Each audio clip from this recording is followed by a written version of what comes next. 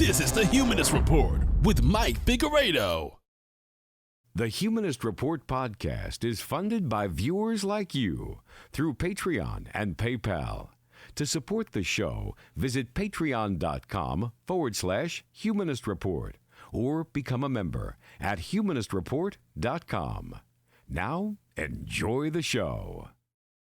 Welcome to the Humanist Report podcast. My name, of course, is Mike Figueredo, and this is the 112th edition of the program. Today is Thursday, September 28th, and before we get into the news stories, I want to take a moment to thank all of our newest PayPal and Patreon contributors this week. So we've got quite a bit. We have Awajit Singh, Bill Fotheringham Jr., David Sindel, David Torres, Douglas James, Frank Berkheimer, Gianna, Joel Echobar, Kevin Coleman, Carton Hansen, Mallory McAfee, Mark Aldridge, Mark Russo, Michael Agent, M. Kelly, Parker Adelson, Philip Scott St. Clair, Randy Krishholm, Richard Mays, Ryan Sipp, and Travis Toddy. So if you'd also like to support the show, you could visit humanistreport.com/support or visit patreon.com/humanistreport. So we've got quite a bit of topics to get into today. We're going to talk about the devastation in Puerto Rico after Hurricane Maria hit and what you could do to help. Also in this episode, I'll talk about the conservative hypocrisy surrounding the NFL. And on the subject of conservative hypocrisy, we'll watch a hilariously ironic segment from Fox News where they denounce media bias. Yeah. I'll also tell you about our last-ditch effort to save net neutrality, Hillary Clinton's Freudian slip, and Bernie Sanders' progressive vision for foreign policy in the United States. And of course, we'll talk about Trump's tax reform plan as well as his broken promise to Haitians now living in Florida. And finally on this episode, we'll discuss CNN's Graham-Cassidy healthcare debate with Bernie Sanders and Amy Klobuchar, and we'll talk about how Bernie Sanders whooped Lindsey Graham and Bill Cassidy's ass. So these topics will be discussed in today's episode. Let's go ahead and jump right in because it's a jam-packed show. Not as much topics as last week, but certainly we'll be diving pretty deep into these subjects. So I don't want to waste any time. So let's go ahead and start talking about the issues. Puerto Rico's up first. Fellow Americans in Puerto Rico are currently facing mass destruction and devastation after Hurricane Maria almost completely wiped out their electrical grid, leaving most of Puerto Rico's 3.4 million residents with no electricity. And when you look at images from Puerto Rico after Hurricane Maria hit, it looks like scenes from a post-apocalyptic movie. I mean, it's heartbreaking.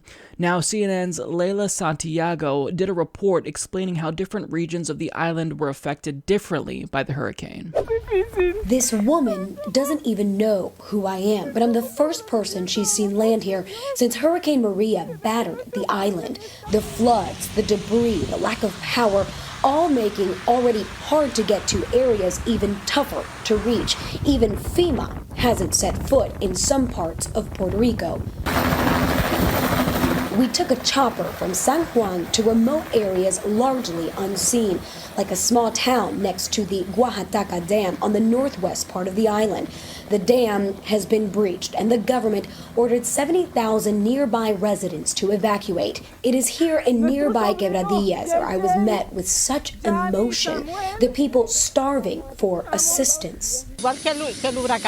She says if something happens to that dam, that could be just as bad as the hurricane itself. Communications are so poor, many are asking us to send messages to their families. From the air, you can see why more than 3 million U.S. citizens could remain in the dark for months. This is the problem. This is why Puerto Rico, 100% of the island, doesn't have power right now. Granted, the infrastructure was vulnerable before Maria passed by, but you could see with these power lines down what the challenge is. They're completely collapsed. Heading further inland toward Utuado, the death toll is among the highest here. This is where we meet 56-year-old Rosario Heredia. She is diabetic, just had surgery, and is unemployed. Now, she doesn't have a home either. Adiós. This is what Maria did to her home, water spewing from every corner. By now, she thought help would have arrived. It hasn't. De que alguien me ayude. So she's hopeful that someone will help her. Para volver a reconstruir otra vez. To be able to rebuild this. Flying south to even more remote, Yauco. The roads are blocked, forcing us to find another way to get to this home. Coffee growers Gaspar Rodriguez and Doris Vélez tell us the problem here is food. Most of what they have left has gone bad. He says you work and work and work, and it's for nothing because he's lost everything. A common theme on an island of 3.4 million U.S. citizens, now waiting and hoping that help is on the way. So when you see that report, not only is it heartbreaking and honestly difficult to watch, but it's clear that we need to take immediate action to assist the people that live in Puerto Rico. But up until this point, Donald Trump has been MIA. I mean, he's basically ignored the huge humanitarian crisis that we've seen unfold over the last week. And he didn't actually even acknowledge the situation until he received a substantial amount of criticism for it.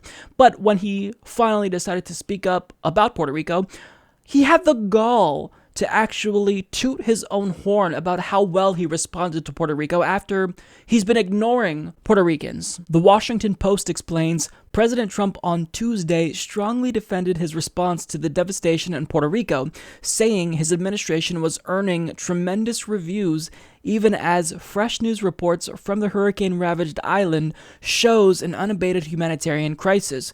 Everybody has said it's amazing the job that we've done in Puerto Rico, Trump said during a Rose Garden news conference. We're very proud of it. This was a place that was destroyed. I think we've done a very good job. The president's rosy assessment came amid mounting criticism that he has appeared far less engaged in the recovery efforts of a U.S. territory with a long history of unequal treatment than in those in Texas and Florida after the recent hurricanes in those states. Trump announced plans to visit Puerto Rico next week to get a first-hand look at the aftermath of Hurricane Maria, which killed at least 16 people and left most of the island's 3.4 million people without power and facing serious shortages of food and medical supplies. His commentary just unbelievable. The hubris that he continues to exhibit, it honestly blows my mind. After you ignored Puerto Ricans and ignored this humanitarian crisis, you have the audacity, Donald Trump, to come out and boast about the great job that you're doing. So, I mean, at least he's seemingly aware of the situation, but he's only speaking out now, not because he cares about Puerto Ricans, but because he doesn't want this to turn into his own Katrina. And let's be honest here, the real reason why he wasn't quick to act here is because since nearly half of Americans don't even know that Puerto Ricans are American citizens, probably including Trump himself, he probably didn't expect this much backlash from ignoring the issue. Now, besides dealing with the outright destruction of their home, Puerto Ricans, as they try to rebuild, will be dealing with an even worse political landscape. And it's only going to get worse, especially when you see how private companies are trying to exploit them. So David Dayan of The Intercept reports a group of bondholders who own a portion of Puerto Rico's massive $72 billion debt has proposed what they are calling relief, but in the form of a loan. So they're offering a territory mired in debt the chance to take on more debt. The announcement came after The Intercept spent 2 days reaching out to 51 of Puerto Rico's known creditors, asking them if they would support a moratorium or cancellation of debt payments for the island, given the humanitarian crisis. Prior to this announcement, only 3 of the 51 creditors had so much as donated relief funds to charity or offered sympathy for island residents. All of them banks who actually have to face consumers and so are a bit more adept at handling public relations. No creditor had supported debt relief. So in other words, Puerto Ricans are being exploited here, and creditors are capitalizing on catastrophe in an effort to make even more money off of Puerto Ricans. And really, in offering them this money, they're not giving Puerto Rican officials much of a choice but to accept it because, with the amount of money that it's going to take to rebuild after apocalyptic levels of destruction, it's going to be astronomical.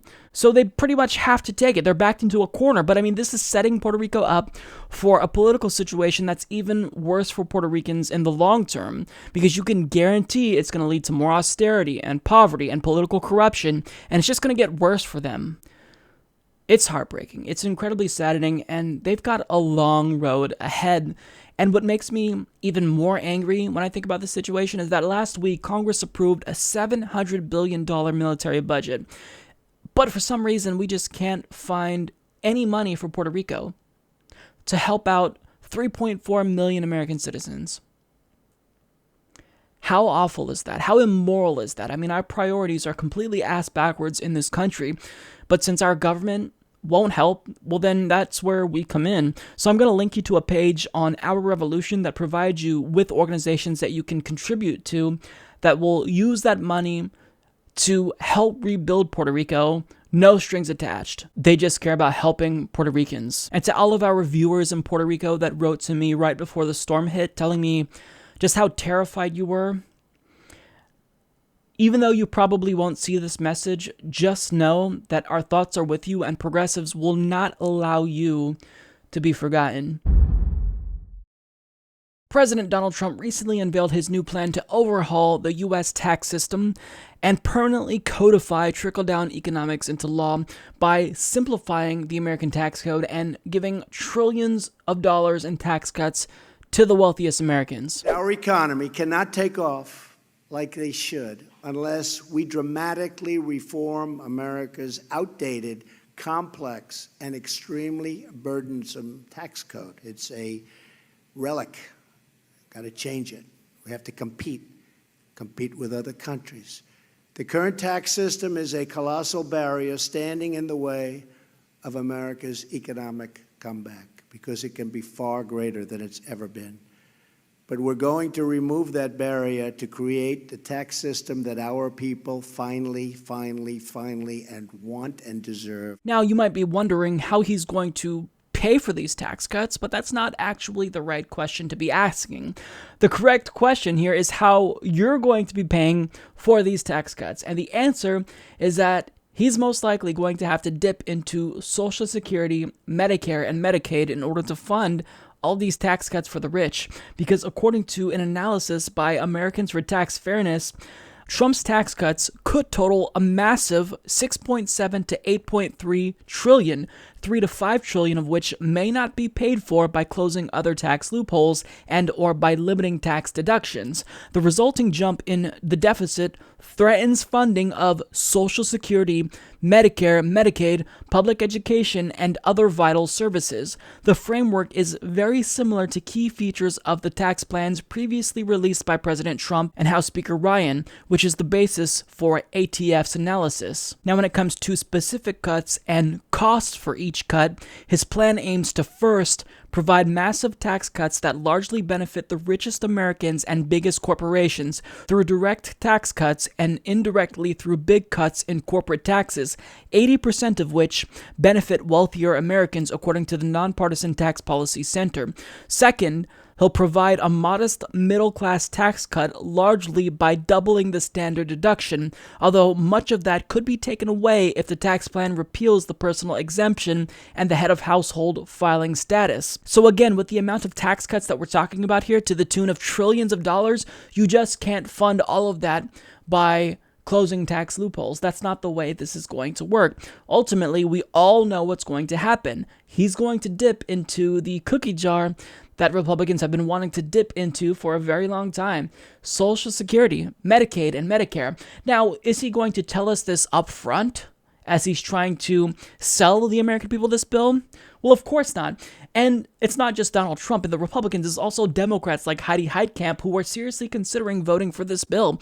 But cutting Social Security, Medicare, and Medicaid as a means of paying for these tax cuts for the wealthy, I mean, that's something that is inevitable, and you could bet on it. So this is something that would obviously exacerbate income and wealth inequality, because by taking money away from the working class and putting more money into the hands of the wealthiest Americans, well, what's going to happen? You're going to crash the economy, because when rich people get more money, they sit on that cash. They almost never reinvest it back into the economy, but when you put that money in the hands of normal, ordinary working Americans, they spend that money, stimulate the economy, and that benefits the aggregate economy. I mean, all sectors benefit when working class people have more money, but this isn't about actually improving the economy. Donald Trump's only agenda is to cut his own taxes, which is why he's repealing the estate tax as well as part of this plan, because he wants to make sure that when he dies, his kids don't get taxed. Now, when we get into specific percentages here, SV Date of the Huffington Post explains shareholders of corporations would enjoy a rate cut from the current maximum of 35% down to 20%, according to a White House briefing Tuesday. Owners of, quote, small businesses who pay taxes on their individual returns rather than with a corporate filing would pay no more than 25% instead of the current maximum of 39.6%. And the wealthiest Americans would see that top 39.6% rate fall to 35%. As for lower and middle class Americans, 3 Trump administration officials who spoke on the condition of anonymity would say only that Trump and House and Senate Republican leaders are promising to set rates and tax bracket thresholds so that those taxpayers would enjoy the most savings. This package is completely designed with the middle class in mind, one of the officials said. Tax relief in this package is focused on middle class families. Now, the way that they're selling this is incredibly disingenuous and misleading, because even though they're trying to tell us that they're really focusing on the middle class here, well, the details for the middle class, they're not so hashed out yet, because middle class people, they don't really get that great of a deal in comparison with elites. But all the tax cuts for the elites, I mean, they have all those details fleshed out, but when it comes to the middle class currently, I mean, they're just thinking that if they double the standard deduction, well, that's going to be good enough for these peasants. But that if you remove other exemptions, then it's going to even out. That's not really going to work so well for the middle class. So you're trying to dangle this cookie in front of the middle class and sell them this tax cut for the wealthy by saying you're going to give them more money and put more money in their hands by doubling their standard deduction. But in actuality, they're not going to have that much money in their pockets. Are they, Donald Trump? So if you're a middle class person who is excited about Trump doubling your standard deduction, well, you have to consider that this plan will repeal other personal exemptions, and you have to also consider that this will amount to cuts to Social Security, Medicare, and Medicaid. So, I mean, this plan has a high cost to lower and middle classes of this country with very low benefits, but when it comes to the elites, I mean, it has high benefits with zero cost to them. So this is nothing more than trickle-down economics, and what Donald Trump wants to do is cement trickle-down economics into law, because he wants to make sure that when he retires and when his kids retire, they don't have to worry every couple of years about tax reform and, taxes going up or down. They just want to make sure that they're going to have a really comfortable life, and they're already going to have that irrespective of these tax cuts that they want to give to elites. But they're so greedy that all they could think of is more wealth. That's the only thing that they think would benefit their lives and make them happier. So they'd rather shit on all of us and fuck us over in order to make themselves happy. That's what happens in oligarchies, and that's why we don't give rich people like Donald Trump power over policy, because he's gonna get in there and give himself and his rich friends tax cuts. So we've got to do everything in our power to defeat this trickle-down economics on steroids bill, but I really worry that the Democratic Party, or the so-called resistance, mind you, isn't going to be fighting Donald Trump on this particular issue, because we've seen that Donald Trump is trying to butter up Heidi Heitkamp. He's really trying to get in good with Joe Manchin. He's talking with Nancy Pelosi and Chuck Schumer currently about working together. So unless we put up a fight at the grassroots level, you're looking at tax cuts to the tune of trillions for the wealthiest Americans in this country who already have it all, and you're going to have to pay for that with cuts to your Social Security and your health care. And that, to me, is absolutely unforgivable and egregious.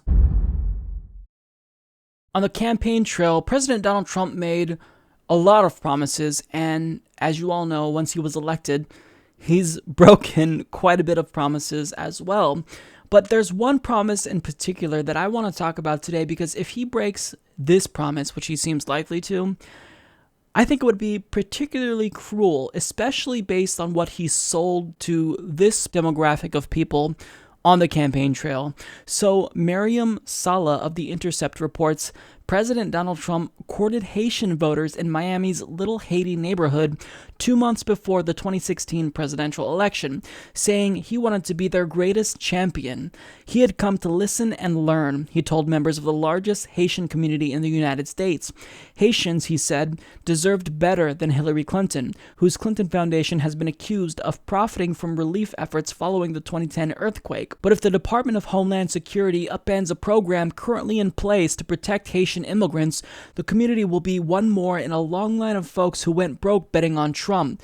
The DHS is poised to send 59,000 Haitians who benefit from a program called Temporary Protected Status back to an island that has yet to recover from a series of devastating natural disasters, including Hurricane Matthew last year and a deadly cholera outbreak. Trump has until November to change his mind. Haiti is one of 10 countries the DHS has designated for TPS based on conditions that temporarily prevent the country's nationals from returning safely, or, in certain circumstances, where the country is unable to handle the return of its nationals adequately. For Haiti, the TPS designation stemmed from the catastrophic 2010 earthquake. El Salvador, Honduras, Nepal, Nicaragua, Somalia, Sudan, South Sudan, Syria, and Yemen, countries ravaged by violence or torn apart by natural disasters, also have active TPS designations. TPS, as its name indicates, is a temporary solution with no pathway to citizenship, but it allows nationals of those countries to live and work in the United States for as long as DHS deems their home countries unsafe to return to. The program, which can be issued for periods between 6 and 18 months, is the statutory embodiment of safe haven for those migrants who may not meet the legal definition of refugee, but are nonetheless fleeing or reluctant to return to potentially dangerous situations, according to a Congressional Research Service report. There is bipartisan consensus in Florida that Haiti is, in fact, not a safe haven for its people to return to. As Haiti's July expiration date for TPS approached, Florida's Republican Governor Rick Scott joined Senators Bill Nelson and Senator Marco Rubio and members of South Florida's congressional delegation in calling on DHS to extend protection for Haitians. Then DHS Secretary John Kelly heard their call, kind of. He extended the program for 6 months and told Haitians to be ready to return home come January. The DHS is expected to announce whether the program for Haiti will be terminated or extended in November, but despite recent unrest in the country and pressure from lawmakers and immigration groups, the agency seems unlikely to budge. Like DACA participants, many TPS recipients may soon be left with an impossible choice: return to an unstable country which in many cases has not been home for decades, or stay put and live in the shadows.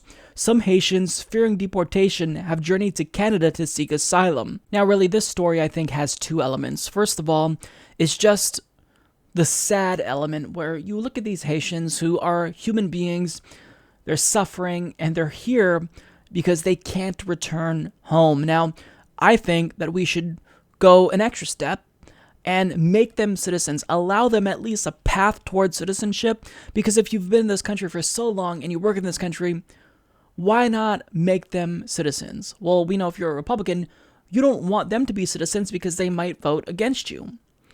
So that's egregious to me, but the other element of this story is just the sheer level of betrayal. I mean, Donald Trump specifically claimed to be on their side and railed against the Clinton Foundation's profiteering of Haiti after the 2010 earthquake, but yet he's not coming through with that promise. He's abandoning them in the same way that the Clintons did. And it's so frustrating to me because after promising to look out for them, you have to come through on that promise. But I mean, again, this isn't the only promise that Donald Trump broke. And honestly, it's not that surprising. But look, I'll say the same thing about this that I said about DACA. We need to make Dreamers and these Haitians citizens.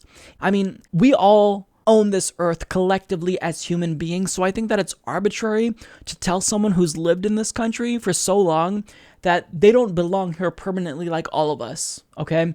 I think that these Haitians, like Dreamers, have just as much of a right to be here as I do because they also contribute to this country. And we need to start looking at human beings as human beings and stop seeing these lines that we made up, these borders that we created in our minds. You know, borders are a social construction. Now, I'm not saying that there's no instrumental or even intrinsic value to borders, but we have to see fellow human beings as just that, human beings, but we don't see it that way. We we see human beings who aren't citizens of this country as the other. In fact, we see citizens of this country as the other. And it's just so frustrating to me as someone who is a humanist. It's time that we come together as a species and look out for one another once and for all. But I mean, in this capitalistic society, we just can't do that because everyone is competing with one another. Everything is economized. And, you know, these citizens of Haiti who came here and have lived here for a long time, who basically know the United States as their one and only home, I think it's so sad to send them back to a country that clearly is incapable of housing them. So I really hope that this story gains more traction so that way Donald Trump is pressured to do the right thing here. So I already know that the large majority of the country has already moved on from this particular subject, but I couldn't not address the astounding level of hypocrisy that Donald Trump and conservatives in this country decided to express over the NFL and particularly their players choosing to take a knee during the national anthem. So, of course, this all started last year when Colin Kaepernick, then quarterback for the San Francisco 49ers, chose to sit down during the national anthem, explaining, quote, "I am not going to stand up to show pride in a flag for a country that oppresses black people and people of color," adding, "To me, this is bigger than football, and it would be selfish on my part to look the other way. There are bodies in the street and people getting paid leave and getting away with murder." So in choosing to take a knee during the national anthem, Colin Kaepernick is protesting institutionalized racism and state-sanctioned brutality against people of color. And I think that in doing that, it's a great way to spread awareness about an issue when you have a lot of eyeballs glued to the television screen. So I like that he's doing this, and I respect him for doing this. However, to some people, the fact that he dared to disrespect the flag is blasphemous. But if you're against so-called outrage culture and political correctness, then you'd be perfectly fine with Kaepernick's form of peaceful protest. In fact, there's a lot of people in this country that are just fed up with political correctness, and Donald Trump is one of the individuals that vocalized his opposition to political correctness the loudest. We have to stop with political correctness. Here's the problem with political correctness. It takes too long. We don't have time. People don't want political correctness. They're tired of it today. And I think that's one of the things that has resonated with me. To be politically correct just takes too much time. So clearly, by that clip, you know where Donald Trump stands on this particular issue. He's against political correctness. So in doing something like taking a knee during the national anthem, you would think that someone like Donald Trump, who's opposed to PC culture, would have even more respect for Colin Kaepernick for challenging the beliefs of Americans that currently is politically correct when it comes to the flag and patriotism. However, that's not really the case. Donald Trump was actually triggered by what Colin Kaepernick did, and he expressed that at a recent rally. I'd love to see one of these NFL owners, when somebody disrespects our flag, to say, "Get that son of a bitch off the field right now, out, he's fired. He's fired!"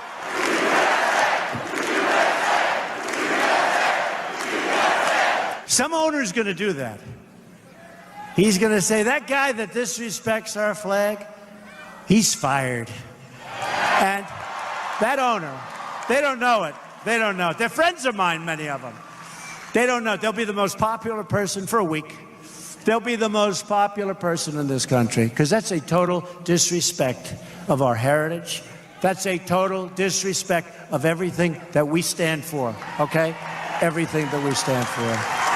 So it seems to me that Donald Trump is now the triggered little snowflake. It seems like he's the one who's getting outraged too easily over something that shouldn't offend anyone. Kneeling during the national anthem has no impact on your life or my life. He's making a statement to protest our country and an injustice that's been going on for centuries.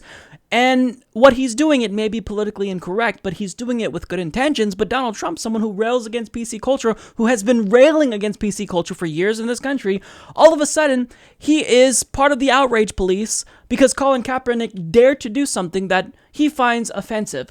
Now, to remind you, this is how Donald Trump responded when he was confronted with the Charlottesville protesters when neo-Nazis and white supremacists marched to not just protest the removal of the statue of Robert E. Lee, but to also call for a white ethno-state. This is what he said. But you also had people that were very fine people on both sides. So Donald Trump bent over backwards to defend neo-Nazis and white supremacists who marched in Charlottesville. But when it comes to the NFL and players who dare to take a knee during the national anthem, Donald Trump literally calls for them to be fired. Do you want to know how many of those protesters in Charlottesville Donald Trump called on to be fired? 0. So if you are a white nationalist calling for a white ethno-state, Donald Trump will do everything he can to defend you, and he might even say, hey, some of those people there are very good people. But if you're an NFL player who's speaking out against institutionalized racism, then the President of the United States is going to call you a son of a bitch and call on you to be fired. Do we need any more confirmation that Donald Trump is a racist bigot? Because I think this tells us everything we need to know about Donald Trump. It confirms what we already knew about Donald Trump. He is a racist, bigoted piece of shit. Donald Trump is the quintessential right-wing SJW. Just like students on some college campuses, he wants to shut down the free speech of those he disagrees with. He's just as easily offended by things he doesn't like. But white supremacists and neo-Nazis calling for a white ethno-state doesn't offend him, and he'll actually literally defend them. But when people of color speak up and politely ask to stop being killed, then he gets triggered by that. That's what offends Donald Trump. And understand what he's doing here. Donald Trump is trying to shift the terms of the conversation. Colin Kaepernick initially took a knee during the national anthem to protest state-sanctioned violence and police brutality against people of color. And now Donald Trump is saying that NFL players like Colin Kaepernick who take a knee during the national anthem, well, they're really protesting the flag. And according to Donald Trump, if you don't support the flag, then you don't support veterans and you hate veterans. Now, he also tweeted, "Courageous patriots have fought and died for our great American flag. We must honor and respect it. Make America great again. Sports fans should never condone players that do not stand proud for their national anthem or their country. NFL should change policy. Tremendous backlash against the NFL and its players for disrespect of our country. Hashtag stand for our anthem." So again, he is such a big fucking hypocrite. He doesn't think anyone should ever be allowed to get offended when it comes to the injustices in this country against people of color and against the LGBT community. But when it comes to something like this, so supposedly disrespecting the flag, then he gets as triggered as you could possibly get. Now, it's not just Donald Trump, because other right-wing SJWs chimed in to support Donald Trump. So he had a former NASCAR driver and team owner, Richard Petty. He actually implied that people who don't stand for the national anthem should be kicked out of the country. I mean, I really don't think that you can get more triggered than that. And of course, one of Donald Trump's friends and fellow right-wing SJW, Alex Jones, chimed in to support Donald Trump. They've gone from 4 or 5 years ago, one player, Kaepernick, Bozo the Clown, wanting to be a little movie star and wanting to make Hollywood like him, saying whites are racist and whites are bad and America's bad. You know, white saviors, as he'd call them, raised him. And even though he's got $200 million just from the NFL, I looked it up, it's like $200 million from the NFL, estimated $60 million from sponsors. I mean, $260 million, this is a horrible country. And the predominantly white fans coming and watching you play, and the whites that elected Trump, screw you, racist! And of course, this is all meant to divide America. It's social engineering by the globalists to make whites racist.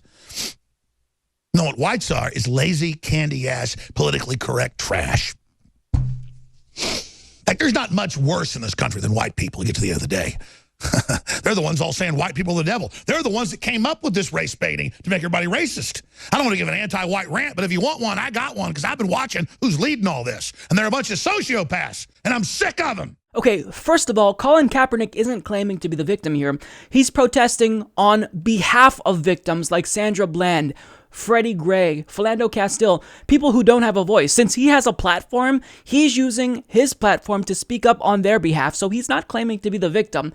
Second of all, you right-wing SJWs don't get to rail against political correctness while you simultaneously rail against Colin Kaepernick for not being politically correct, because it is extremely fucking hypocritical and it drives me nuts. And finally, the last thing I'll say to Alex Jones is this. You're so dumb. You are really dumb, for real. Now, I would be remiss to not tell you about the left-wingers, supposed left-wingers, who are on board with what Donald Trump is saying here.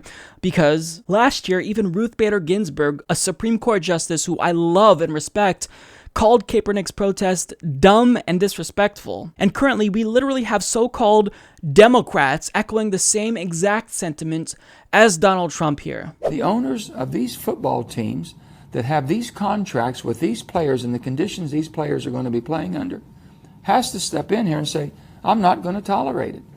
They can make that deal happen. The only thing that you and I can do right now is turn off the TV if you don't want to watch. Don't go to the game if that's a team you don't respect for whatever reason. I think everyone should stand and show respect for the flag that represents the greatest nation on earth, that shed more blood, lost more lives for the cause of freedom that you and I enjoy. So, I'd prefer people standing. Unbelievable. Unbelievable. Now, knowing that they probably look like hypocrites, these right-wing SJWs who get offended at everything decided to walk back some of their statements and clarify why they were so outraged. Really, they're saying that they were outraged because Colin Kaepernick chose to protest while he was working, and since technically he was on the clock and we don't get to protest while we're working, I do, but since most people don't get to protest when they're working, well then it's just not appropriate for him to protest. Now they also want you to forget about the time when they supported Kim Davis and her protest against marriage equality while she was working, when she was literally a government official who refused marriage licenses once the Supreme Court legalized marriage equality. And this is because since Kaepernick did something that offended them, and their feelings matter more than ours, according to them, well then they are completely justified in being outraged here. But I mean, it's not just Donald Trump. He's kind of the poster boy for this typical right-wing SJW view. It's conservatives everywhere. I'm sure that you guys have people on your own Facebook feed who were changing their profile pic to the little "I stand" during the national anthem banner, which just drives me insane because the hypocrisy it blows my mind. And it's because they buy into the idea that Trump is currently pushing, that Colin Kaepernick, in choosing to bend the knee during the national anthem, he is doing it specifically because he doesn't respect the troops. Look, if you truly believe that American soldiers are fighting for your freedom, then you're a hypocrite if you don't acknowledge that that freedom extends to protest of the flag as well. This is about a peaceful form of protest against an injustice against people of color that we should all care about. And someone else took a knee before during the national anthem. And that individual is Martin Luther King Jr., a civil rights icon who I respect perhaps more than anybody in political history. Do they not think that Martin Luther King was justified in kneeling during the national anthem to protest segregation, or are they against him there too? Or is that okay because he wasn't working? I mean, look, the lengths that these conservatives will go to justify their hypocrisy while simultaneously railing against the PC police on an everyday basis, it makes me so angry. And look, I'm not saying that there isn't a problem with outrage culture in the United States, but if you're going to rail against political correctness, then you need to be consistent and realize that you might be just as triggered as the people you're criticizing, because yes, it is the case that if you get triggered and offended by an NFL player who is sitting down during the national anthem, you're part of the problem that you rail against all the time. You are a part of outrage culture in this country. You are a part of the triggered snowflakes who get offended at everything, who try to shut down free speech and debate in this country. So to all of the conservative and left-wing hypocrites who continue to be appalled when students on college campuses try to shut down free speech of speakers like Ann Coulter or Milo Yiannopoulos, well, you can shut the fuck up now because you've shown that you're a gigantic hypocrite. You're just as outraged and triggered as them. So please, spare me the bullshit. You don't care about free speech. You are just as easily offended for things that you don't like, and you're not even able to see the level of hypocrisy that you are exhibiting. So to all the right-wingers like Donald Trump, shut the fuck up because your true colors were especially revealed this week. So, if you've been watching Fox News this week, then you might have seen a segment featuring Sean Hannity and Bill O'Reilly, the serial sexual harasser who was fired from Fox News this year. Now, these two individuals decided to have a conversation that might just be the most ironic conversation I've ever seen from any show on the mainstream media.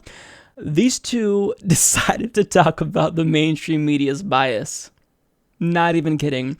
So two of the most deceitful, disingenuous political pundits in the history of American media decided to rail against the mainstream media's bias, while not realizing that they're part of the problem, if not the biggest problem, when it comes to the mainstream media's bias. I want to ask you about the media. I have never seen any institution in America that is so corrupt, so bitterly ideological, so one-sided, that never talk about, you always said the folks, I talk about the forgotten men and women. People that came from our background or worse. Yeah. They never talk about them. All they want to do is destroy this president. 24/7, 365 conspiracy theories. I'm loving to hear what you think about it. Not only do they want to destroy President Trump, but anyone who voted for him. Anyone supports him on air. Or gives him a fair shot. It just goes across the board. Look, we're living in a time where there are no more journalistic rules. And I can back that up 50 different ways, but I'm not going to bore everybody tonight, but I will someday. There are no rules anymore. So your major urban newspapers aren't newspapers. They're left-wing journals, and they coordinate. And the people on the cable news shows on the other channels, they're left-wing top to bottom. If you wear a Make America Great hat into the New York Times tomorrow and you work there, you're not going to be working there much longer, all right? Talk about the pot calling the kettle black. I mean, wow.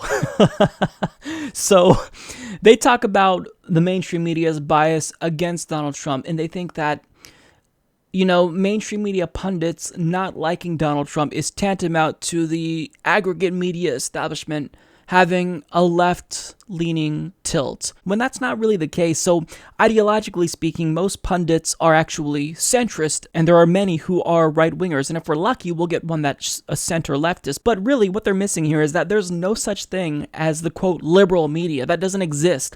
There is, however, partisan media. That is, corporate media outlets that do propaganda for both political parties.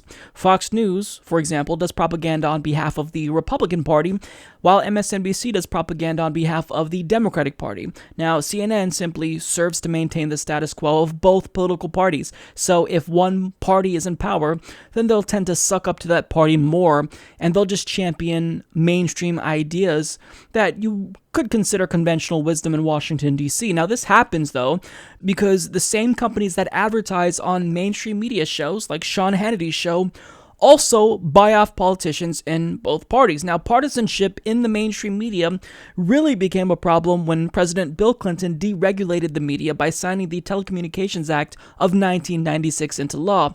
This bill facilitated the consolidation of mainstream media outlets and paved the way for the current media landscape we see today in this country. So that's why we see a partisan bias. So what they're interpreting as a liberal bias is really just a partisan bias that they also do, which is why they effectively serve as the propaganda arm of the Republican Party. Now, the conversation they had about the mainstream media's treatment of Trump was just incredibly hypocritical, because over the years, what has Fox News done to Barack Obama? They've given him the same exact treatment, if not worse, than the mainstream media is currently giving to Donald Trump. Take a look. I want to believe. I want to trust. I want to hope for change. But I am really failing to see how this is any different. But he's not going to succeed. Socialism has failed. Our country's less safe today. Obama declared the end to the war on terror. Is this the change that America voted for? You can't break all your campaign promises. To start with this blame America. People, we have to have the conversation of, do you want socialism or not? Do you want universal health care or not? He's a one-term guy. There is real dishonesty in this man. Closer towards socialism. I think he wants a catastrophe. Can this now fairly be called the Obama bear market? What you worry about is your motivation. Communism. I read an article that said the Manchurian candidate couldn't destroy us faster than Barack Obama. Wreaking havoc on the country. The socialism that you've been waiting for. We have now the extreme left driving the agenda. Now, ironically, that clip was compiled by Media Matters, who is another partisan hack company, but, you know, thankfully, they are rather effective at calling out Fox News hypocrisy. They just can't see their own bias and hypocrisy themselves. But nonetheless, that clip demonstrates that Fox News was very unreasonable when it came to Barack Obama. They never even gave him a chance. Whereas Donald Trump, the media is relatively harsh and critical, but they never call out Donald Trump when they really need to. So, for example, when he decided to illegally bomb a Syrian airfield, that's when the mainstream media basically was unanimous in praising him. We had Fareed Zakaria come out and say that this was the day he became president. I mean, to say that there's a liberal bias is just maddening to me. So of course, Fox News, they're completely hypocritical and they can't see their own bias because they're so biased. But they weren't done railing against the so-called liberal media, and they decided to call out liberals who tried to get their shows canceled on Fox. See, I call them liberal fascists because that's what they are. That's a good description. The most tolerant people as it comes to speech, we defend Bill Maher. I hate Bill Maher. I never in you my... don't know the real Bill. Oh, you do. You're buddies with him. I can't stand him. I never said that Kathy Griffin should be fired. Or anybody. I don't say that. No, anybody, I don't care what they say. And you don't call for boycotts. You don't turn the dial. There isn't a right-wing cabal that does that. No. I mean, the right can get hateful. Everybody knows that. I mean, they can. But there's not an organization that goes out and threatens people and boycotts sponsors. Now, here's the insidious part. That's bad enough. All right. There's millions of dollars behind that. And those people who are doing it are being paid to do it. Big money. Wait. No, go ahead. Cheryl Atkinson. Great piece. Cheryl Atkinson's book, Smear. You've got to read it. This is a brilliant woman, an honest reporter, used to work at CBS. The book is Smear. It'll document A to Z this big money, and these people will do anything. Bill, every minute of every day, we have Rush on later this week. Every prominent conservative voice is recorded. They're paid to record. They're paid to transcribe. They're paid to look for the one word, sentence, phrase that they can then use to attack either advertisers or others. Advertisers, that's the most insidious. And it's worked. Let's be honest. It has worked in the past. Hannity and I have discussed this off camera, and we're going to fight back. And I have to give you all the credit in the world. You fought back when they came after you last spring. I didn't, and I should have. But anyway, this is so dangerous to the country. People don't know how dangerous this is because most people aren't engaged. They don't pay attention. They just hear things. And these propaganda people throw this stuff out as fact when it just lies across the board. The hypocrisy in that clip is so thick you could cut it with a knife. Bill O'Reilly wasn't fired because liberals wanted advertisers to boycott his show because of what he was saying. The reason why Bill O'Reilly was fired is because it was revealed that he was a serial sexual harasser, and advertisers didn't want to be associated with that type of individual, hence why they pulled out. Do you know what I'd like to call that? That's called the free market, bitch. You guys claim to support it, so all of a sudden you don't like the free market when it goes against you. But that's the way the free market operates. If Bill O'Reilly didn't want to be fired, maybe he shouldn't have sexually harassed women at Fox News for years. And second of all, Sean Hannity had the audacity to claim that conservatives like himself defend free speech and they would never call for someone to be fired for saying something that they disagree with. Meanwhile, just a couple of days ago, they're forgetting that their president, who they love and defend all the time, said this. I'd love to see one of these NFL owners, when somebody disrespects our flag, to say, get that son of a bitch off the field right now, out, he's fired. He's fired! Now, did Sean Hannity condemn Donald Trump's comments there? Maybe I missed it, but I couldn't find it, and I watched the clip that he did on the NFL segment. But you see, Sean Hannity, he's not objective. He is the definition of bias. He has a corporate bias, specifically the bias that the Republican Party's corporate donors want him to exhibit. So Sean Hannity is such a hypocrite, and I'm not just calling him a hypocrite because I'm a liberal and have a left-wing bias, but the reason why Fox News is so bad is because, one, everything they say here about other mainstream media outlets is especially true when it comes to them, and second of all, their effect on viewers is actually detrimental. So watching Fox News makes you less informed than people that consume no news at all, and that's not just me saying that. That's a Fairlight Dickinson University public public mind survey that actually quantified the effect that Fox News has on viewers in a study. So everything that they say about the mainstream media in this clip is especially true when it comes to Fox News. And even though what they're saying about mainstream media bias, there's a kernel of truth to it, they have a fundamental misunderstanding of the particular bias. I mean, the reason why the mainstream media is at an all-time low when it comes to trustworthiness is because of the corporate influence of the media. So the media is supposed to be considered as this fourth branch of government, right?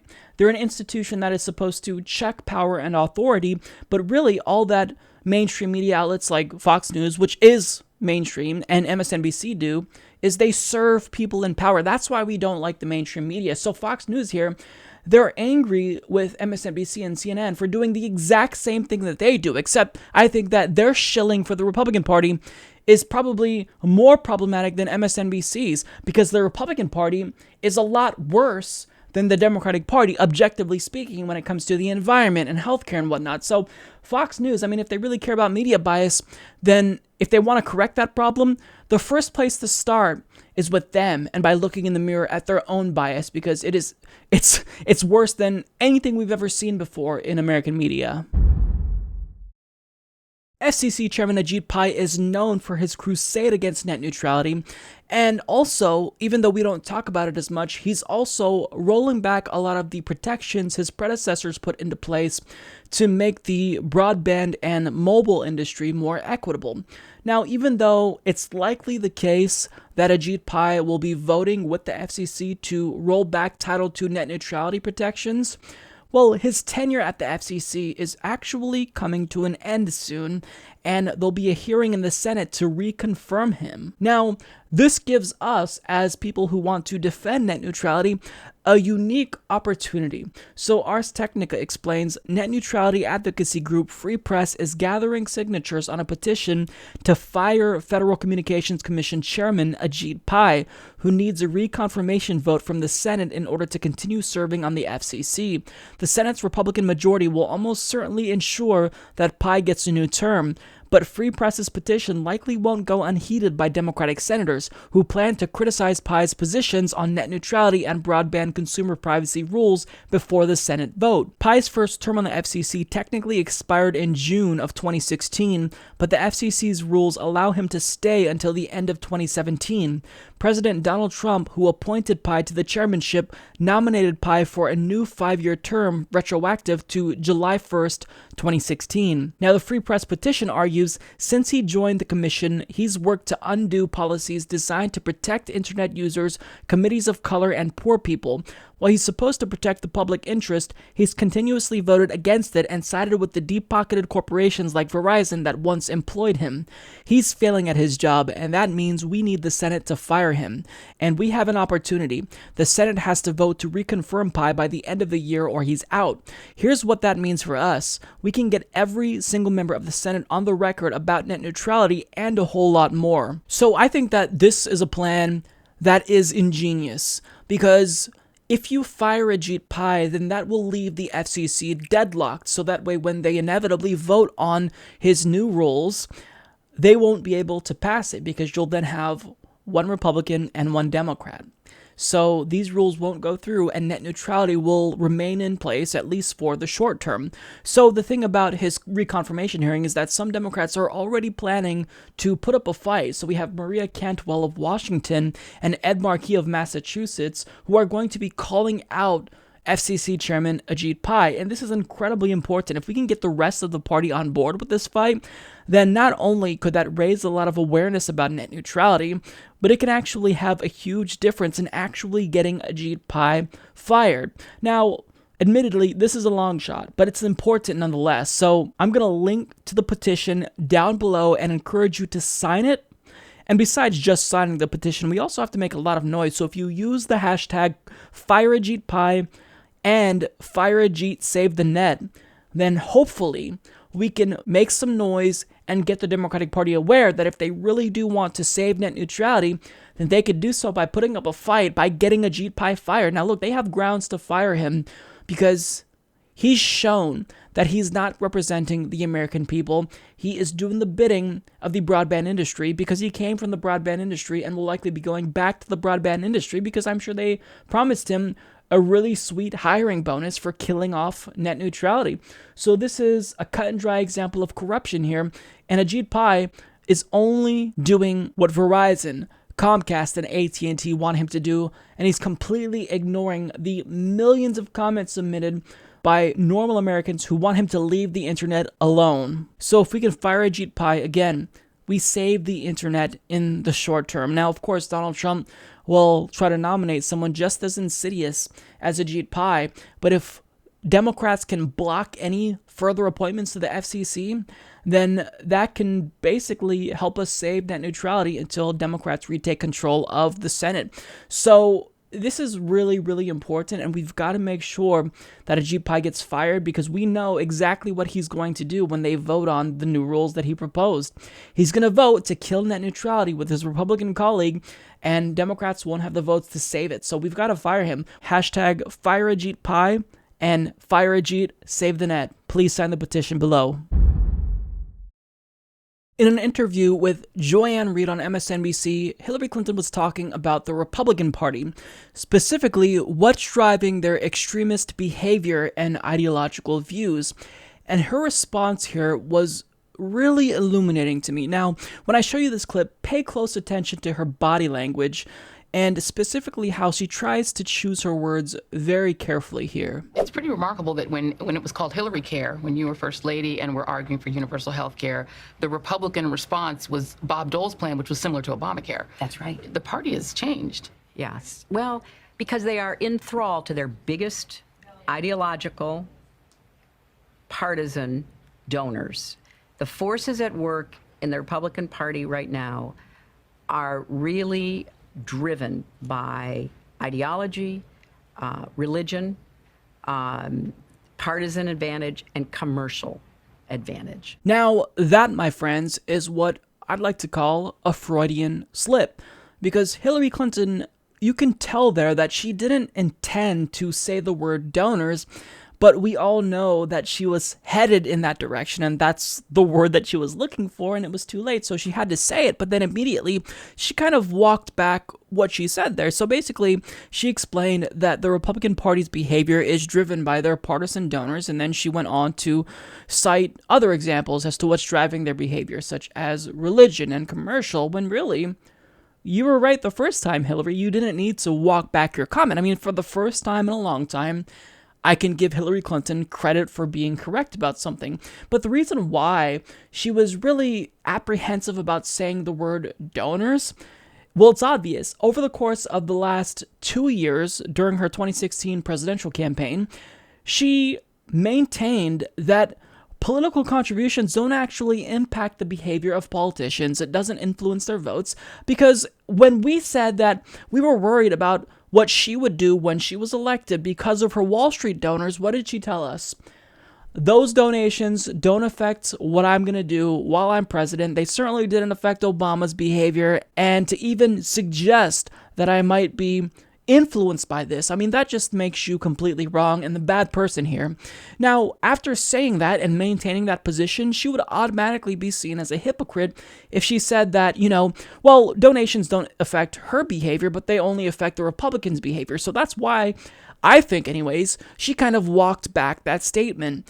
Now, here's the thing that baffles me continuously about Hillary Clinton. I mean, according to her, she's done running for political office. She's not going to do it again, right? I don't understand why she's still being fake.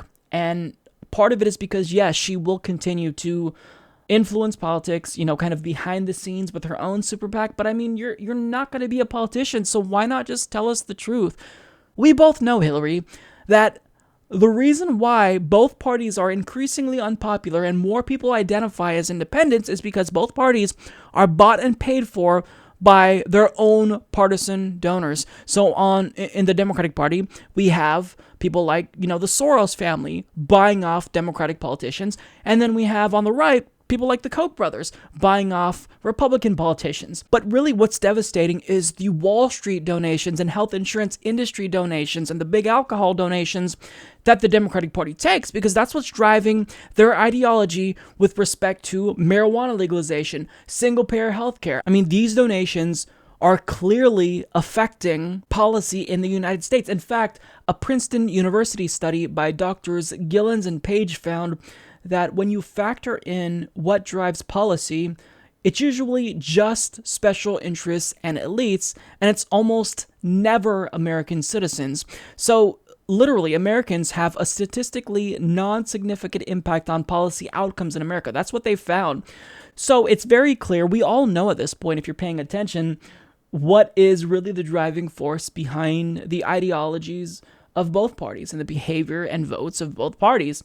It's big money donors. But Hillary Clinton didn't want to say this because she didn't want to look like a hypocrite. And again, Hillary, you're done running for office, so why not just rip off the mask and show us, since you have that insider look, what is really driving ideology in this particular country. I mean, Citizens United was literally about Hillary Clinton. She was cited in that case. Hillary Clinton was right for a fraction of a second when she said that donors do drive the Republican Party's behavior, but of course she can't say that because what drives the Democratic Party's increasingly corporatist behavior? Donors. So I really enjoyed that clip a lot, and I'm surprised that more people didn't talk about it because I felt like it was really enlightening. And look, she was just playing dumb when it came to political contributions. Obviously, in 2016, we know that money in politics is a corrupting force. And that's why we've got to get money out of politics. Now, we have to do that in multiple ways. Not only do we have to overturn Citizens United, but that doesn't go far enough. We need a constitutional amendment to make sure that we publicly fund every single election in this country. And states really can help out by putting up matching funds so candidates don't feel compelled to raise money from special interests. So we've got to get money out of politics because we all know, it's obvious if you're paying attention, money corrupts. It corrupted Hillary Clinton, it corrupted the Republican Party, and regardless if politicians want to pretend like it doesn't, we all know what's happening here. Over the course of the last year, Bernie Sanders has laid out a progressive policy vision with regard to healthcare, education, and economics. And now he is laying out a new vision for foreign policy that he hopes will one day influence the Democratic Party in a positive way. So Stephen Miles of The Nation writes, Sanders finally delivered the speech many of us have been hoping to hear from him or anyone else for quite some time in laying out a principled and bold progressive vision for recentering U.S. foreign policy at the core of a progressive platform. Senator Sanders has given voice to those of us who have always believed that our values don't simply stop at the water's edge. Taking to the same stage where Winston Churchill delivered his famous Iron Curtain speech almost 70 years ago, Sanders' challenge to the progressive movement and indeed to all Americans was to redefine for the 21st century a vision for America's role in the world. Laying out the questions he sought to answer, Sanders asks, at a time of exploding technology and wealth, how do we move away from a world of war, terrorism, and massive levels of poverty into a world of peace and economic security for all? How do we move toward a global community in which people have the decent jobs, food, clean water, education, healthcare, and housing they need? As Sanders admits, these are not easy questions, but they are ones we cannot afford to ignore. Sanders rightly connects the dots between an exploding Pentagon budget and Republican attempts to take healthcare away from tens of millions of Americans in the name of fiscal responsibility. He makes clear that a progressive foreign policy also means that we cannot convincingly promote democracy abroad if we do not live it vigorously here at home. And in the way he does so well, Sanders reminds us that no progressive view of the world can tolerate the massive wealth inequality both here and around the world. After reframing the issue, Sanders dives into the meat of the matter in a way that should ring true for every progressive. He reminds us that hundreds of millions live in poverty, dying of preventable diseases, while arms makers rake in trillions from weapons of war. He reminds us of America's history of interventions from Iran to Chile to right now in Yemen that have had a habit of having devastating results, and he reminds us that there is a path between endless war and isolationism, that America's greatest successes came when it helped support not just our allies, but also our former enemies, as we did with the Marshall Plan. To bring this all home, Sanders points to two diametrically opposed visions of American foreign policy that played out in recent years. In reminding us of the horrors of the Iraq War and juxtaposing it with the unbridled success of the Iran nuclear deal, Bernie helps make clear that this is not some esoteric debate. These are debates happening right now here in Washington about just what path our nation should choose to confront the challenges we face abroad. So to me, when I hear Bernie Sanders push a progressive vision with regard to foreign policy, I find that really encouraging, because I think that Bernie Sanders is probably the second best in the entire Senate when it comes to foreign policy, with the first best being Rand Paul, of course, because I think when it comes to foreign policy issues, Rand Paul has been correct almost 100% of the time. Bernie Sanders is a close second, because for the most part, Bernie Sanders doesn't necessarily agree with his Senate colleagues about every single intervention. But with that being said, and you all know I love Bernie Sanders, we've got to be objective here and call him out, because even though right now Bernie Sanders might be one of the best when it comes to foreign policy in the Senate, well, the best still isn't good enough, because Bernie Sanders isn't being as bold as he needs to be when it comes to foreign policy, because in 2015 he stated that he would support the idea of the U.S. remaining in Afghanistan even longer. Additionally, he states that after we defeat ISIS in Syria, that he would consider taking out Assad. And back when the UN held a symbolic vote earlier this year condemning Israel's illegal occupation of Palestine, Bernie Sanders, along with all 100 senators, signed onto a letter created by Marco Rubio condemning the UN's vote, which basically threw Palestine under a bus and condoned the actions of Israel's right-wing government. Now, don't get me wrong, everything that he said in that speech was great, but the thing is that if you're really going to talk about a progressive foreign policy, then you've got to walk the walk. And up until this point, I don't think Bernie Sanders has walked the walk.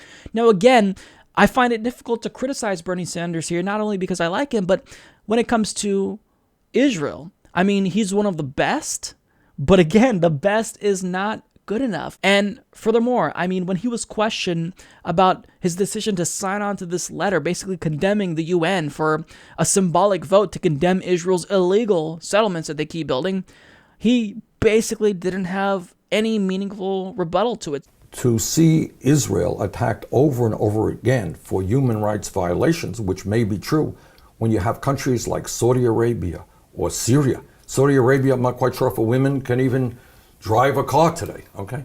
So I think the thrust of that letter is not to say that Israel does not have human rights issues. It does.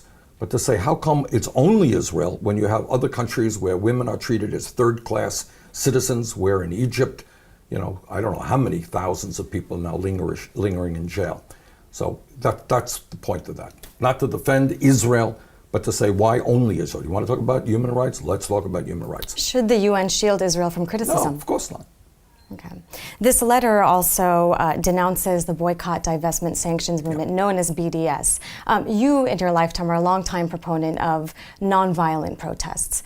This, in the eyes of many Palestinians, is the effective way to get Israel to comply with international law and respect Palestinian human rights. Do you accept that? No, I don't. I mean, look, I respect people will do what they want to do, but I think, again, our job as a nation is to do everything humanly possible to bring Israel and the Palestinians and the entire Middle East to the degree that we can together. But no, I'm not a supporter of that. Palestinians will say they've resisted violently, they get punished. They resist non-violently with BDS, they're also punished. June marks 50 years of occupation starting 1967. We know the occupation has no end in sight. We know that this is a government that doesn't plan on ending it. And talks have failed for a quarter century. What, if not BDS, is left for the Palestinians to do? Well, what must be done is that the United States of America must have a Middle East policy which is even-handed. I think we desperately need to rethink U.S. foreign policy in this country. Specifically, we need to just call out U.S. imperialism. It's not working. It's never worked. The war on terror has created even more terrorists, and it destabilized the entire world. I mean, the international community is even less secure today than it was when we invaded Iraq in the first place. So Bernie Sanders, He's not bold enough on foreign policy. I'm sorry, he's just not. And I love Bernie. You all know I love Bernie.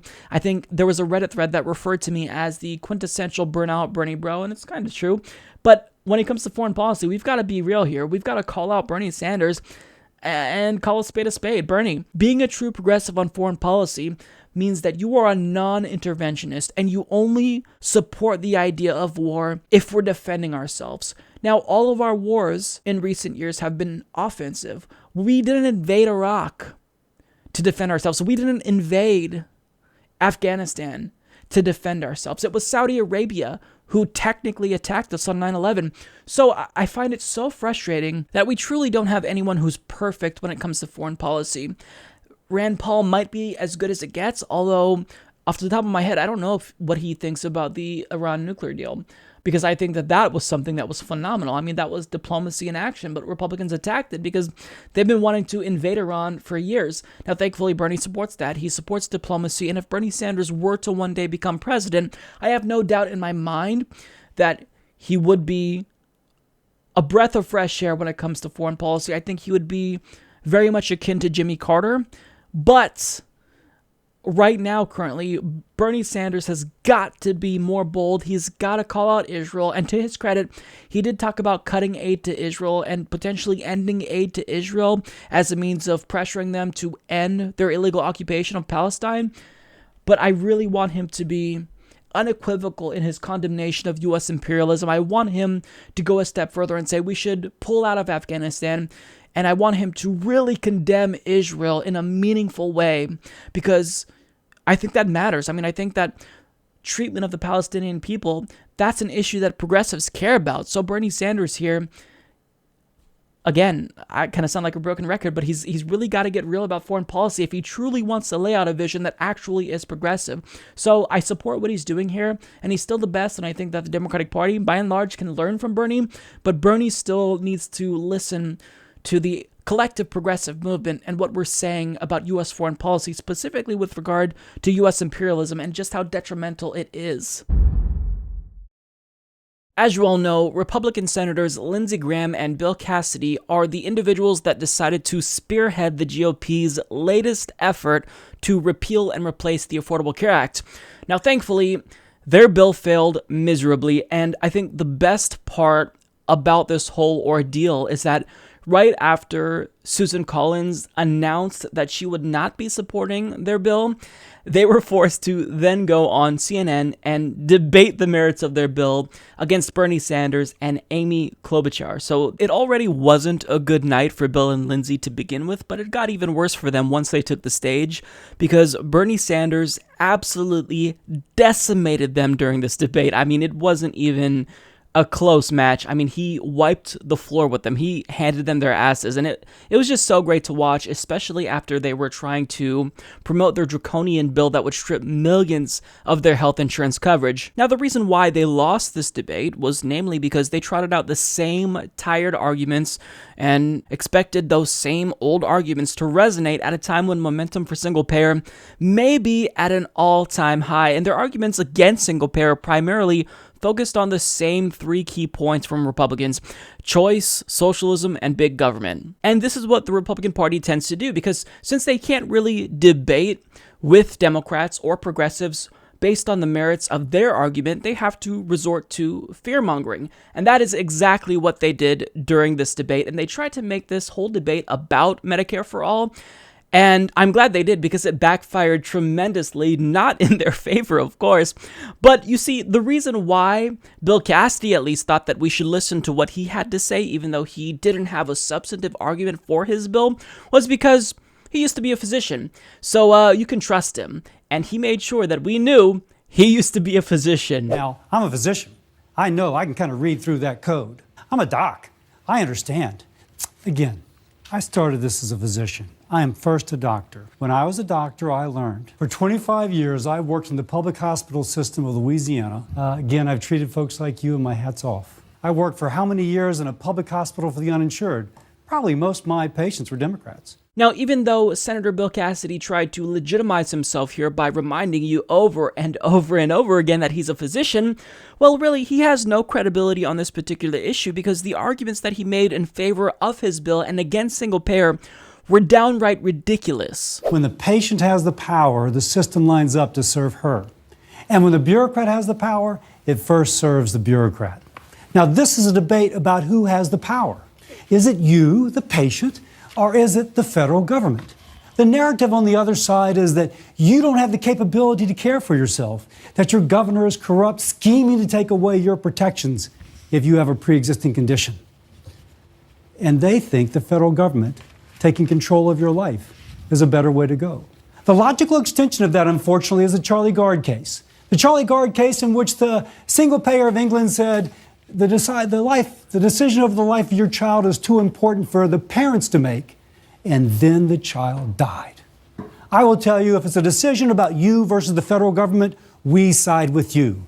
Those who oppose us and those who want single payer, they choose otherwise. The big government shouldn't be in charge of healthcare for anyone because those self-serving bureaucrats, they don't really care about our healthcare needs, they only care about serving themselves.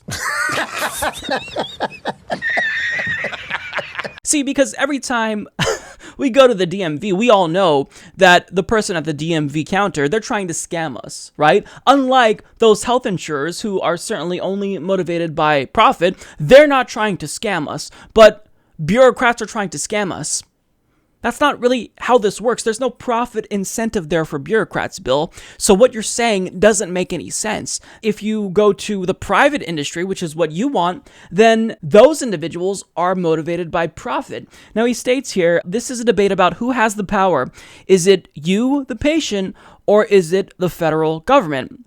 Well, it's currently neither because the private insurance companies have all the power in this country. Not only do they control healthcare, but they buy off politicians, and their shitty plans have to be subsidized by the federal government because they don't provide us with enough benefits. And one thing that irritated me about Bill Cassidy here is that he also brought up the Charlie Gard story, and we're going to continue to hear about this story from Republicans. And the worst part is that when they talk about this story, they pretend as though the British government chose to end treatment to Charlie Gard when this was a decision made by his doctor after coming to the conclusion that further treatment wouldn't save him and would be unnecessary.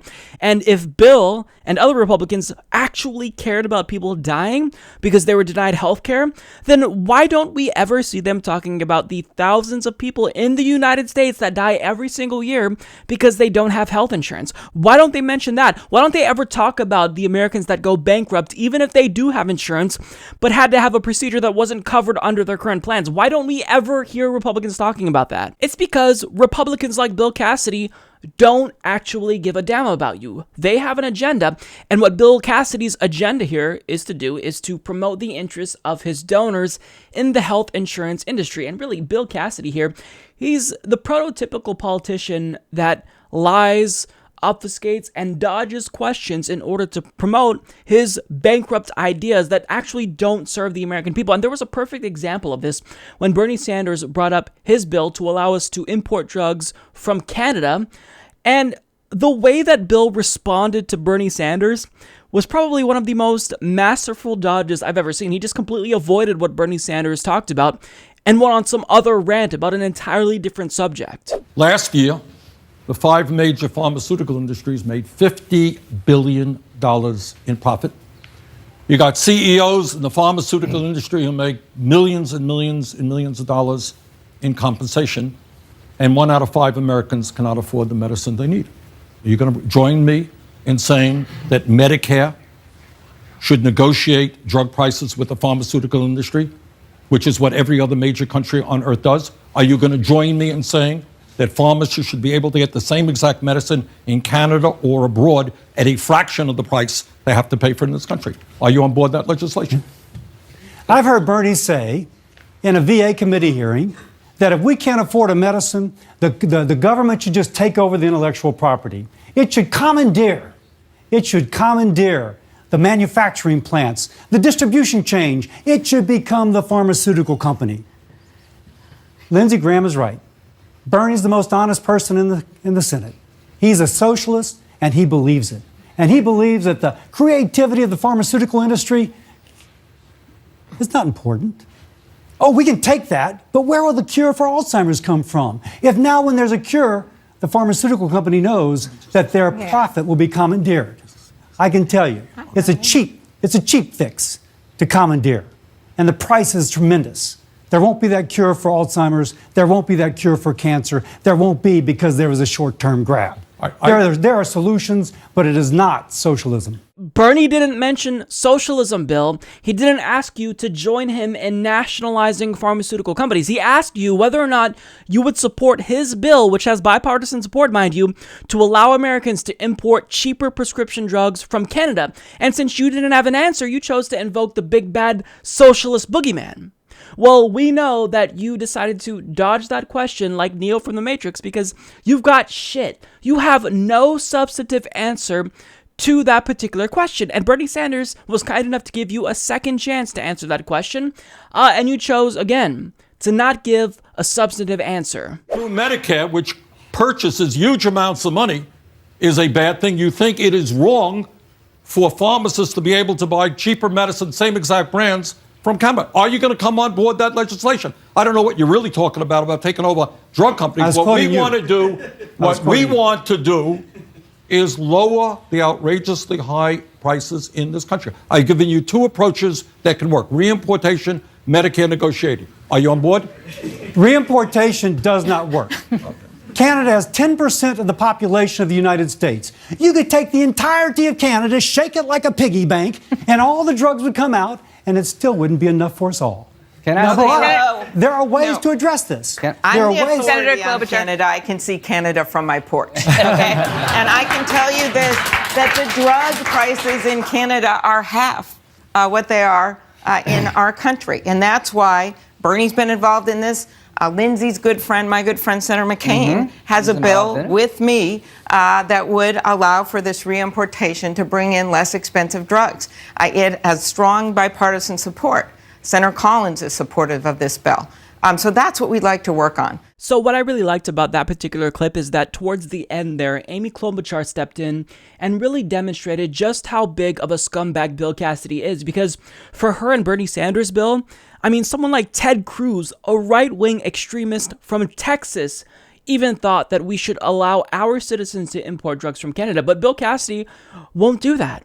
So that's how big of a scumbag he is. He's a bigger asshole than Ted Cruz, and that goes to show you just how much of an ass he made of himself during this debate. That was just one of many clips. I mean, it was an hour-and-a-half-long debate, but I'm glad that Amy Klobuchar popped up there because I also wanted to talk about her as well, and specifically her performance. Even though she didn't make an ass of herself during this debate, her behavior here was pretty telling because for some reason, she hasn't co-sponsored Bernie Sanders' Medicare for All bill, and during this debate, she wouldn't even dare to utter the words Medicare for All. When you hear these, there are only two choices here. That's not true. There is another choice. That choice is right in front of us, where we have had those debates. We brought in Republican and Democratic governors, and this is something that will be one of the fixes that we can make to the Affordable Care Act. One way to do it would be Senator McCaskill's idea. Another idea would be Senator Schatz's. We have been working together on an option that you could buy into for Medicaid. That's a very efficiently run program. That's a bill that's going to come out in the next month or so. And then Senator Murphy of Connecticut is also working on one with Medicare. So these are options. I'm just tired of hearing about this false choice, that it is just the bill that's on the floor right now or one other bill. And Senator Sanders and I have the same goals here. Amy is so tired of hearing about this false dichotomy of choices between just flat out repealing the Affordable Care Act and moving towards a single-payer healthcare system, because there's other options. I mean, we could try to fix the Affordable Care Act and move towards a public option and whatnot. Well, you know what, Amy? There is no dichotomy of choices, especially for Democrats like you. There's just one choice.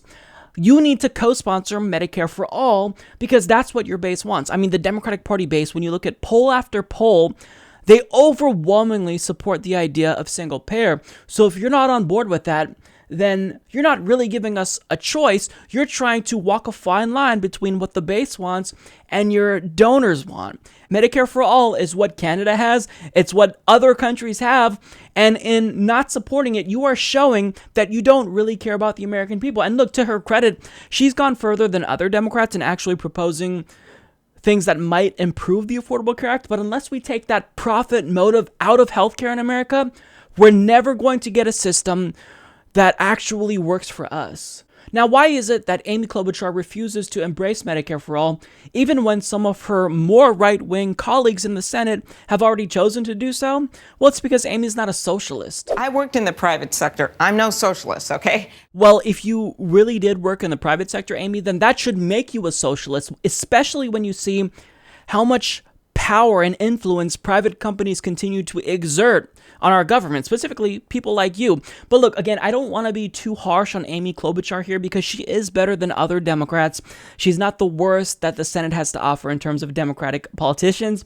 And her overall performance during this debate wasn't terrible. I was irritated and disappointed in her unwillingness to even say Medicare for All. I mean, going into this, I knew that she didn't co-sponsor Bernie Sanders' bill and didn't want to do that, but to not even say Medicare for All, I found that really frustrating. But she did do a good job at least debating, especially when she completely made a fool out of Bill Cassidy here with regard to one of his talking points that he used over and over throughout the debate. First, let me say that 15 governors do support our bill. They actually think that they can do better in their state than the Obamacare law is currently doing.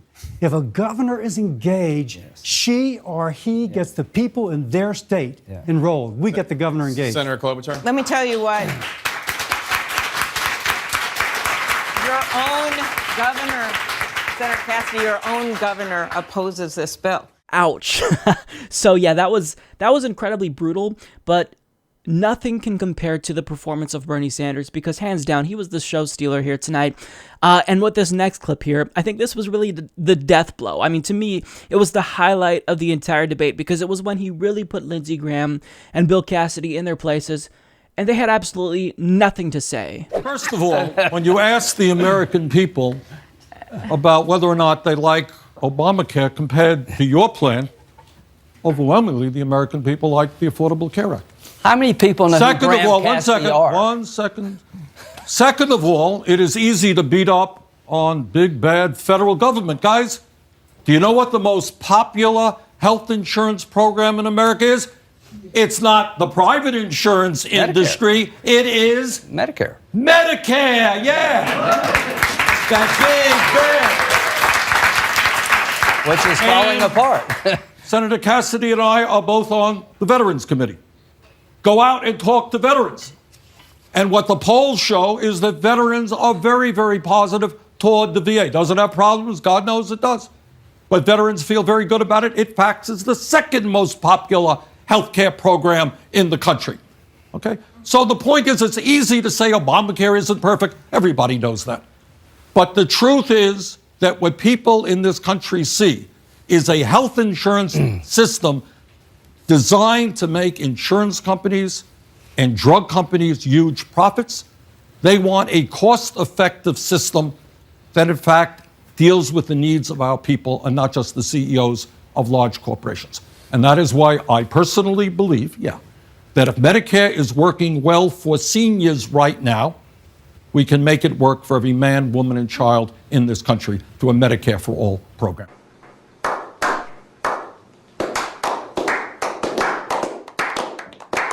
Bernie Sanders, ladies and gentlemen, completely stole the show there.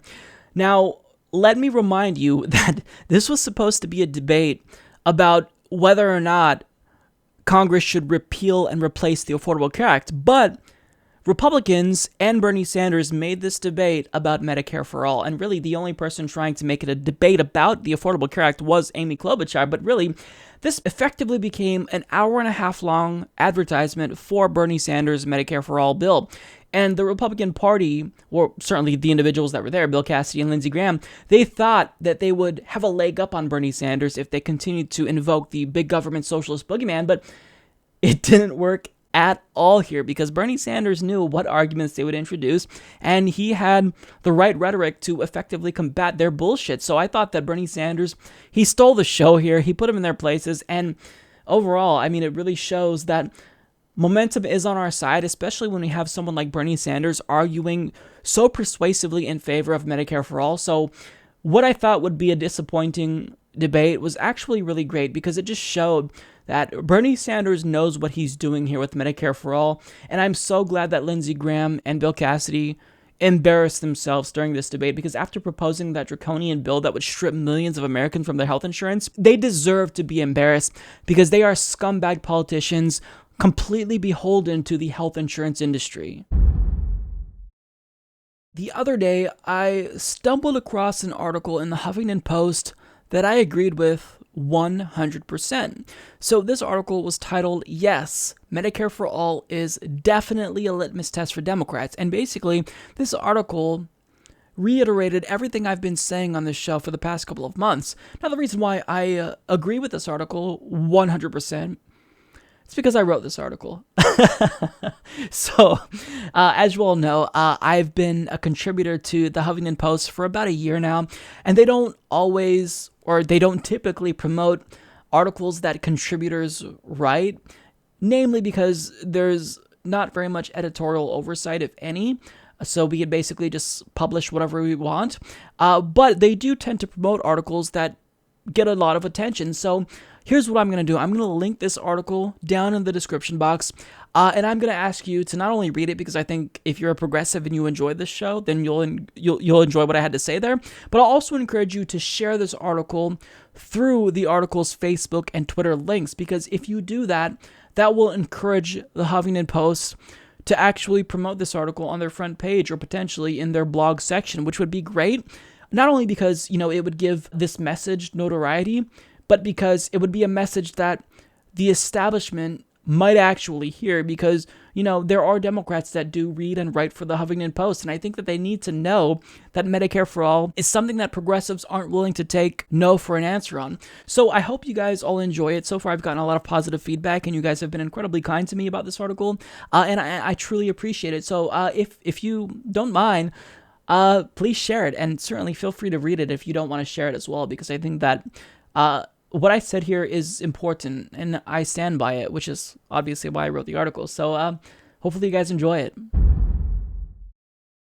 Well, that's all I got for you guys this week. I want to thank you so much for tuning in if you've made it this far in the episode, and as usual, I want to send a shout out to all of our Patreon patrons and PayPal contributors, because you all help the show not just to survive, but thrive as well. And I want to get to a couple of other topics that I couldn't cover this week. We had Roy Moore win the primary for the special election in Alabama, and he's a complete lunatic, so I don't have time to talk about that today, but please look into Roy Moore. He is as bigoted towards the LGBT community as I think you can get in American politics today. Now, also, we had some great news with regard to Saudi Arabia. They finally decided to move at least one step in the right direction, and they are now allowing women to drive, which is huge, because I've been following this issue since my early days as a grad student, and women in Saudi Arabia are so disadvantaged because they can't drive, so oftentimes they have to hire a private driver to escort them to and from work if they do work, or around,